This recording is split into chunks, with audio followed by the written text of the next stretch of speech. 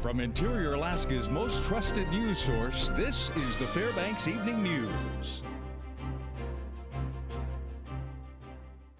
Good evening and thank you for joining us. Our top story today, high winds snapped a pine tree in a local neighborhood, taking down a power line and damaging 3 vehicles in the process. At approximately 2:15 p.m. today, gusts of wind reaching over 30 miles per hour caused a pine tree on Glacier Avenue to snap and fall. The tree snapped at the base, falling on a power line, providing electricity for lights along the street. It also damaged 3 vehicles parked nearby at an apartment complex. Fortunately, no one was injured. A witness on the scene says he was busy doing contracting work on a house before he heard a loud snap. A crack noise, and I look up, and there's the tree making its way down to the ground. It bounced. I think the boughs of the tree probably cushioned it a little bit. Just having a regular log fall directly on a tree. So hopefully there won't be too much damage. New developments in the case of the Fairbanks 4. The Alaska Innocence Project filed their response Friday afternoon to dispute some of the information turned in by the state of Alaska. Stephanie Woodard spoke to longtime advocates of the 4 men and gives us this report. Paperwork filed by the Alaska Innocence Project disputed claims made by the state and further asked the court to use the new evidence in a hearing to be held. Another development alongside that filing was made by an attorney to Eugene Vent, the only one of the 4 who had an ongoing appeal at the time of the post-conviction relief filing. His attorney filed a motion claiming prosecutorial misconduct based on the information that recently came to light that the Fairbanks Police Department and the district attorney, so both the state and the city of Fairbanks, had received an alternate murder confession in this case and withheld it, hid it. Those close to the Fairbanks 4 say by the state concealing an alleged confession made by William Holmes for years, the men were denied their rights to a fair trial. Someone else confessed to the murder of John Hartman, and the state of Alaska and the Fairbanks Police Department deliberately hid that information and kept it out of court. So it's a violation of your constitutional rights to a fair trial. The Alaska Innocence Project has asked the courts to hold a hearing and ultimately a new trial in which all of the new evidence can be presented, especially that evidence that was not available when the 4 were convicted nearly 17 years ago. Every American has the right to a fair trial. It's a constitutional right to due process. And that's all that any of them have asked for, is not set me free, is I want a trial, in front of a jury of my peers with all of the information in the case presented to a jury. I'm Stephanie Woodard, reporting. Well, it was love at first sight when Alaskans first caught a glimpse of the 5 wolf pups rescued from the Funny River fire. The pups in the litter, abandoned by their mother, suffered injuries from a porcupine as well as dehydration. The Alaska Department of Fish and Game brought the pack to the Alaska Zoo to be nursed back to health. Zoo staff says the pups, known as the Funny River 5, are doing well and will head for their new home tomorrow. The 5 wolf pups were named Stebbins, X-Ray, Gannett, Cooper, and Huslia by firefighters who rescued them on the fire lines. And I'm joined now by Mike Schultz. Windy everywhere. We had a really strong front go through this afternoon. It's moving through as we speak right now. The wind should be slowly diminishing because the most of the winds are associated with the frontal system itself. But we're getting more rain and a lot of it. In fact, let's go to our latest radar. We'll show you exactly what we're talking about. As we zoom in around the Fairbanks here, you can see here we're looking at the frontal system moving through, but behind it still a good swath of moisture, and rainfall is expected to be fairly heavy over the next day and a half or so. However, it will not be of the consequences that we had a couple weeks ago, but still, we just can't seem to get rid of this rain. And as far as what's going on, the weather update, the winds will be just like it's slowly dying down. The rain over the next 2 days will be raising the river some, but no flooding is expected, and that's the good news, but still a lot of water, Daryl. Yeah, it's just been a wet summer. Sure it has been. It's been unusual. All right. Thank you, Mike. And you'll have more in weather. Yep. Okay. When we come back, fair officials respond to complaints made about fair policies and operations.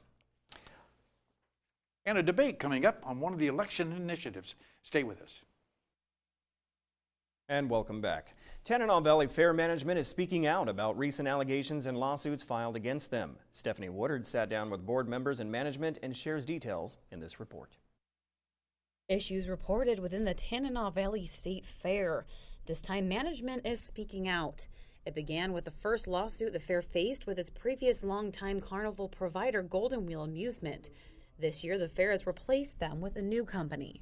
We were always limited to how many vendors we could have, how many games we could have, how many extra attractions we could have. This year we have 300 vendors coming in, a lot more new attractions, and a new carnival out of Canada. Another lawsuit has been filed against the Tanana Valley State Fair, this time by a local restaurant, Lavelle's. Lavelle's filed the suit claiming breach of contract. The owner of Lavelle says he had the first rights of refusal and was the exclusive provider of the alcohol at the fair. With Frank Eagle and Lavelle's having our beer tent for several years, he did not do his right of first refusal within the 120-day limit. He did not pay his bill of $3,000 for entertainment from last year. So at that point, I broke his contract. Our attorney gave us that option to do, which I did. I did send out bids. He refused to bid on it. He was asked to bid. He didn't submit one.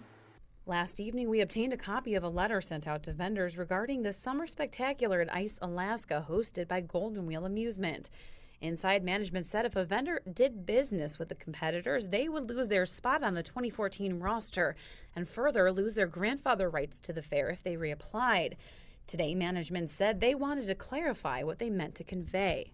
We had heard from Golden Wheel's side, this Summer Spectacular, that our vendors were being asked to leave us and go over there. So I did send a letter out to the vendors. My point in that letter was to introduce myself as the new general manager and also to let them know if they vacated us on this side, that they would be put at the bottom of the list as a new vendor to come back to us.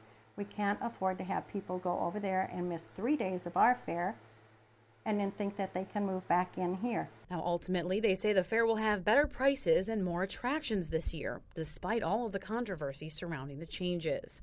I'm Stephanie Woodard, reporting. With time ticking down, supporters and those opposed to ballot measure 1 have been doing all they can to sway voters.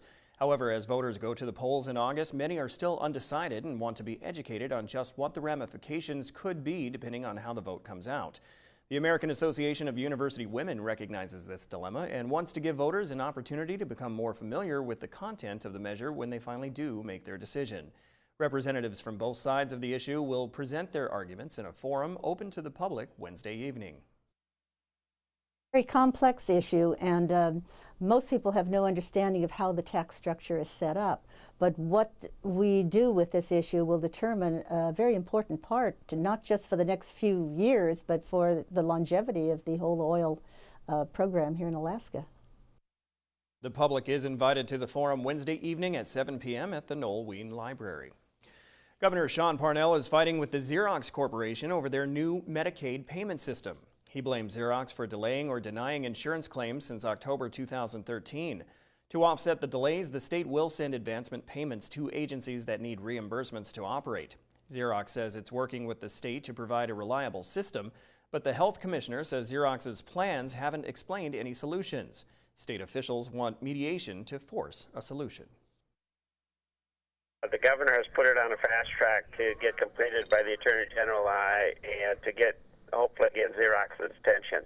But meanwhile, to look at alternative recourse that we do have in terms of penalties, in terms of if Xerox decides to walk, what options we have, and those kinds of things. An area Boy Scout is working to get his Eagle rank and has selected a West Fairbanks park as his project. Monty Bowen has the story. Volunteers are working to rehab the park. It's a project picked by Jonathan Gates, a member of Boy Scout Troop 42. I'm putting in a high school regulation basketball court and one high school regulation tennis court. I'm leaving an area open for some skate parks to go in, and I'm painting the lines and resealing the blacktop. He got the idea from a woman who's been working to fix up the park for some time. I live in this neighborhood, and so I knew about this park. It was completely overgrown and no one had really used it. And as I looked into it, I met a lady named Wendy Souza. And Wendy Souza has been the main figurehead behind this park and orchestrating it. And so I'm working in conjunction with her, mostly under her jurisdiction, and actually working on this project. Members of the troop are helping him out. Most of them are just friends. I've gone on mini camp trips with them. I helped out actually a couple with their own Eagle Scouts, and so when it came my turn, I called them up and asked them to come do the same for me. When he reaches Eagle rank, he hopes to do what his mentors have done for him. then for the most part, I'm there for the kids. If they ever need help or anything, then I can just be there for them and be like, I made it to Eagle Scout, I'll help you out. This is Monty Bowen reporting. Okay, Joe Cook is up next with your Interior Sports Weekend recap. Stay with us.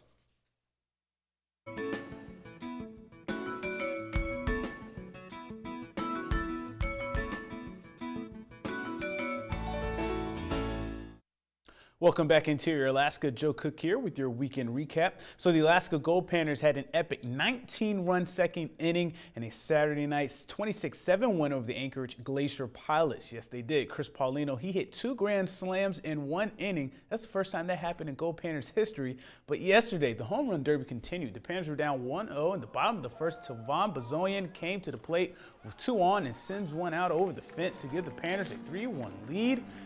All the way to the Fairbanks Curling Club, the Pilots answered with a dinger of their own. Sean Woods, his 2-1 shot at the top of the third, tied the game at 3-all. And then Kevin Veers had a solo blast as well, going opposite field. That home run gave the Pilots a 4-3 lead. They were just going back and forth in the bottom of the frame. Bazoyan, he would connect again with a solo shot of his own, tying the game at 4-4. And that was his 7th homer of the summer. And Jacob Hayes, he hit the go-ahead RBI. Tanner Pinkston, he would come on down, giving the Panthers a 5-4 lead. Alaska will go on to score 5 runs at the bottom of the third. Scott Hurst, Chris Paulino, and Cody Noth all had RBIs in that inning. Alaska sweeps the Pilots with an 8-4 win in Game 2 of Sunday's doubleheader after taking Game 1 6-5. The Panthers and Pilots combined for 18 home runs in their 3-game series. Alaska had 9 of them. This weekend was a perfect warm-up before tonight's MLB Home Run Derby. Here's Bazoyan on his homers. Staying with the approach that the coaches are giving me to stay within myself and kind of trust what I can do. And, you know, the entire team has definitely been doing that from top to bottom. And obviously it shows with but the series was nuts. And I'm really actually, happy and looking forward to what the rest of the season has. Yeah, I mean, I just feel like as a team we're pretty confident going into the series, and we've been playing well. And I think this weekend was just a glimpse of what we can do, and I think it'll be fun the rest of the season. Now, Sunday was the final round of the Alaska State Amateur Golf Championship in Wasilla. Greg Sanders wins his 2nd amateur title in 3 years. Sanders finished with a 276 score in 4 rounds. He was the only golfer under par at 8 under at the Settlers Bay Golf Course. Defending champion Adam Baxter of Fairbanks placed 5th after shooting 81 on Sunday for a 301 total. Kevin Daniels was the runner-up with a 297. Rose Pelletier owned the women's title, winning by 55 strokes with a 301 score. Kathy Shuttlesworth of Fairbanks took 2nd with a 356. And Sunday, the 15th annual Esther-Dome Ass Kicker took place by the Esther Gold Camp area. 24 runners were in this year's field as they set out on the 6 3/4 mile out and back course. This is the 4th run of the Northern Trail Series, and it had some hilly climbs as well as some good old mud. There was no way around it, but runners trekked through the bush and through the mud. Pretty fun, though. Jesse Holmes made his move to the front right before the mud and remained the front runner. He finished in 1 hour, 1 minute and 10 seconds, and Jay Baxter was right behind him the whole race and finished in 1:01:17. Orly Hudson, an 8-time runner and the race organizer for the last 6 years, won her first Esther Dome race, coming in at 1:19:10 for the women's title. I've gotten 2nd in the past. There's always a ringer that shows up. So today it was about my average time. So it was nice to take 1st, but I just like putting on the race for the people that show up. Started out fast like I like to, and then I backed off, and I just waited till my body kicked in and told me, I'm starting to absorb oxygen better, and I started feeling like, I could maintain a pace finally. And there's some American Legion baseball action this weekend as well. The Alaska Wild bounced back on Sunday against the Palmer Pioneers after getting swept by Wasilla on Saturday. The Wild went wild, scoring 7 runs in the bottom of the 2nd inning. Ben Hall went 2 for 2 with an RBI and 2 runs scored. Terrell Ford, he had a day on the mound, tossing 7 Ks, allowing 2 hits and 1 earned in a complete game. The Wild win 11-1. And meanwhile, Wasilla finished their interior road trip undefeated. They shut out the Fairbanks 49ers 11-0 on Sunday on Marlin Field. Wasilla is 2nd behind Diamond in the Alaska Legion American Division with a 15-5 overall record. And after last weekend's pond formation in the middle of the Mitchell Raceway dirt track, the GFRA drivers made up for lost time this weekend with races on Friday and Saturday. And Saturday night action here. There were some scary scenes with a couple of sprint cars flipping over, but the drivers would be okay. The cars not so much. Thankfully, the drivers were okay. The class finished their sprint shootout under a green-white checkered, and John McDonald in the 78, he won the main event. Kurt Cross in the 81 swept the modified races, getting the heat in the main event wins. The legends were on the dirt track as well. The number 7 car won the main event. Chris Stagnan won the dollar stock main, while Mike Thomas won the sportsman class main event, and Bill Cutchall won the main event in the mini bomber class. The next race at the GFRA will be this Saturday night. And that'll do it for sports tonight. Mike Schultz is next with your full weather forecast, and we'll catch you next time. Hey everyone, welcome back into the Fairbanks Evening News. Time to take a look at the weather with you once again. Mike Schultz. What a difference a day makes. Yesterday, beautiful 75-degree temperatures, lots of sunshine. The same for Saturday, and today, well, everything is quite evident what's going on there. We'll talk about that in just a little bit. Beautiful shot tonight. This one's sent in by Sheena McNabb.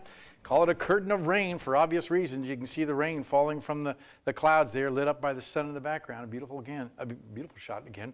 And always, if you have a photograph to share, send it to photos at ktvf11.com. Your numbers look like this. The normal high is 74. Today's high only 66. The normal low 53. The overnight low 47. Record high 90 in 1918. Down to 35 in 1922. 20 hours and 1 minute of daylight. A gain, or actually a loss, I should say, of 8 minutes from yesterday. And again, our satellite and radar showing that frontal boundary really well defined here, moving rapidly through the interior. You can see behind it still a lot more cloud mass here, so more rain coming our direction until that system gets by. What else is going on across the rest of the state? Well, we have fog around the Nome area, sunshine over Ketchikan, showers around Juneau, cloudy skies across the Gulf of Alaska, and clouds up in the North Slope, 61 degrees for the high Fort Yukon. Lower 48 weather, not too bad out to the west. A few scattered afternoon showers there. The big news is all these storms that are really in line with the jet stream coming roaring down and then coming right back up again, all tied into this area of low pressure here, helping to ignite those storms. And a lot of hot temperatures down to the south too, near 100 degrees over most of Texas. And then more showers and thunderstorms, and later on this week, it looks like the jet stream is going to remain well to the north, which means more hot temperatures across a large portion of the country, although a little bit cooler air moving in across the Midwest, more storms over the deep south. Well, back to Alaska for tomorrow. Here's what it looks like. Cloudy skies in the northern sections at Barrow, showers or rain for Nome and Fort Yukon. Here in the interior, the rain should be ending or at least wrapping or winding down by afternoon for Healy, Delta Junction, and Fairbanks, while over southeast Alaska, we're looking at becoming partly cloudy skies, I should say, at Juneau and Ketchikan. 72 degrees at Ketchikan, not too bad. Over the southwest part of the state, rain is likely for Cold Bay, partly cloudy skies for Kodiak and Bethel. And if you're heading on down to the Anchorage Bowl, well, things are looking pretty good, actually. Partly cloudy skies for Anchorage and Homer, and mostly sunny skies in Valdez. Okay, here's your forecast for the remainder of the night. It's going to be a sloppy one. 51 degrees, rainy throughout the night, and the winds should be dying down by later on this evening. Now, tomorrow's forecast, periods of rain will be expected right on into the evening hours, then slowly tapering off, 63 degrees. And the extended forecast, you see temperatures once again struggling to get near that 70-degree mark until about Sunday. And off and on, we'll have showers on Wednesday and Friday, but nothing really heavy expected. And like I said, the good news earlier is we were looking at a lot of rainfall coming down in a short period of time, so the rivers might rise a little bit, but for the most part, not nearly as bad as it has been over the last part of the month. In June, I guess it is. Yeah. Well, it's just been a crazy summer so far. Well, like roller coaster weather. I don't know what to make of it. Right. Yeah, definitely. And of course, my son's makeup game tonight for baseball was canceled again. Washed so out, now they're going to have a makeup game, hopefully later on this week because of this weather. So dodge those drops. Yeah, absolutely. All right. Well, thank you, Mike. That will wrap up this edition of the Fairbanks Evening News. We are glad you could join us. Tonight on Embassy Nightly News, Citigroup has agreed to pay $7 billion on a mortgage settlement, and that's next with Brian Williams. And remember to join us here 6 days a week at 6 and 11 or online anytime at webcenter11.com. All right. From all of us here at the News Center, have a great night. We'll see you back here at 11. Night.